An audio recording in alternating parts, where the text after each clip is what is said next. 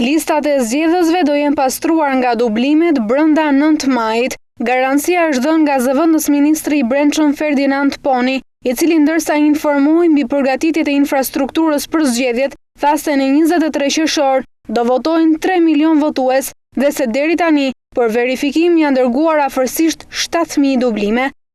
Ky ekstrakt përmban 3.288.797 zgjedhës. Ne identifikuam dhe dërguam poshtë në të gjitha zyrat e gjendjes civile për të bërë verifikimet 7.674 rekorde të dubluara të dyshuara si dubluara. Kemi marrë përgjigje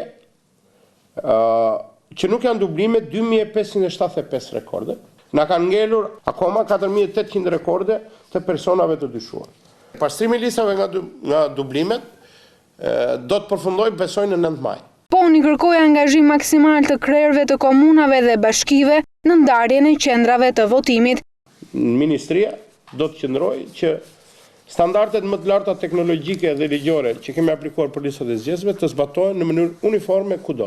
Zëvendës ministri reagoi edhe ndaj akuzave të lëshuara nga disa prej krerëve të njësive vendore në Tiranë për mungesën e fondeve për përballimin e shpenzimeve për përgatitjen e zgjedhjeve.